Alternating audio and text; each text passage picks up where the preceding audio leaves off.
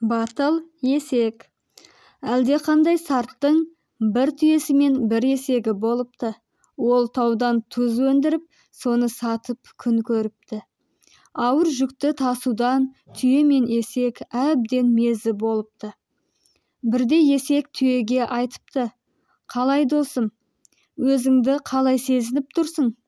«Әй досым-ай, біздің қожайынымызды Алла әлі ала қоятын түрі жоқ.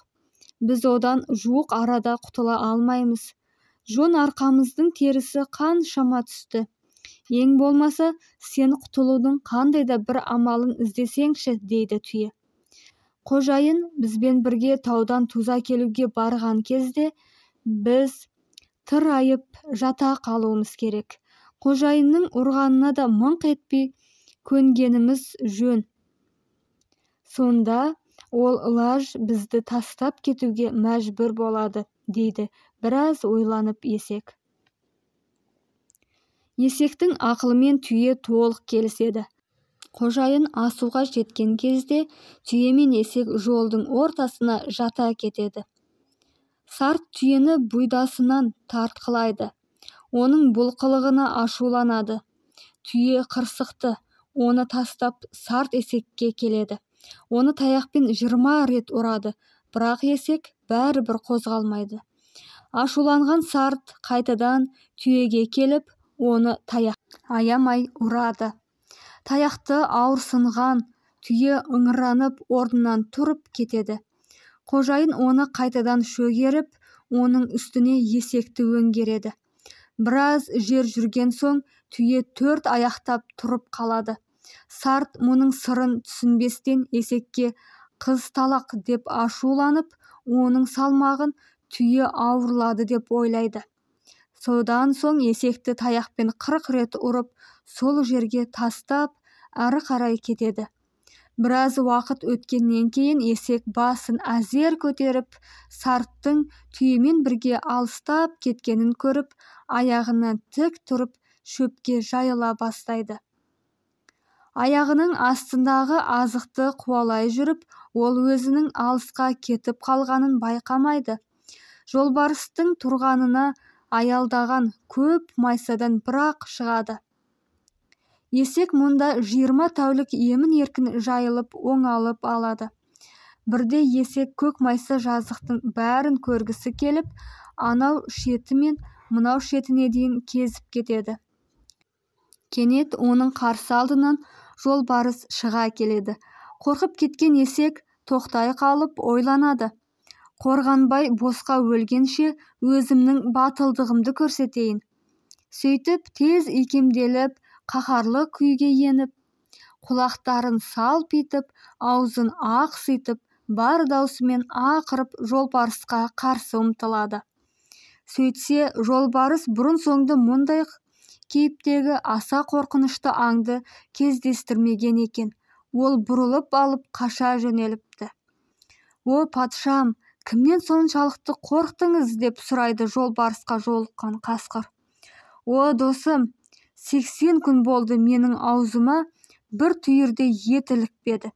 Олжа іздеп көк майсаға шығып едім, ол жабайы бір аңды кездестірдім.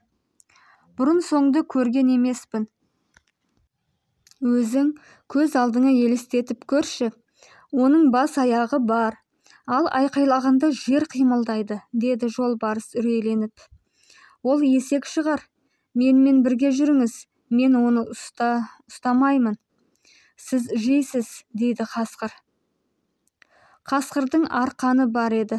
Оның бір ұшын өзінің мойнына, екінші ұшын жолбарыстың мойнына байлап, екеуі көк майсаға қарай барды. Оларды байқаған есек ойлады.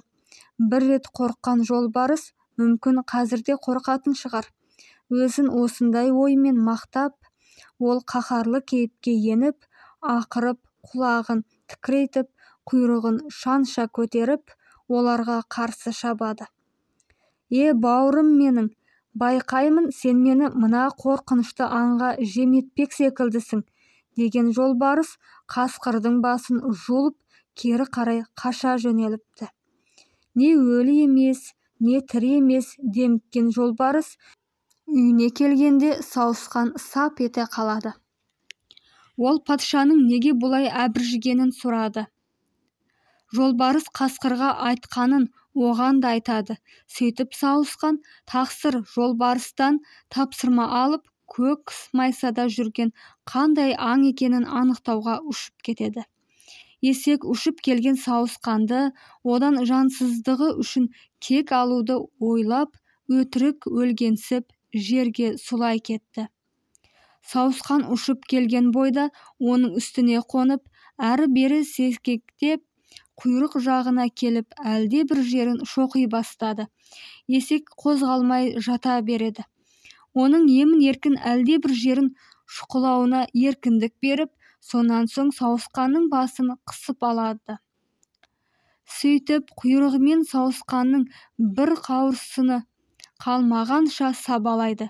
Сауысқан әрең құтылып, жорғалаған күйі жолбарысқа әрең жетеді. О, патшам менің, бұл арадан тезірек қашыңыз, ол аң Бұхарадан келіпті, және есек дөкей деп аталады екен.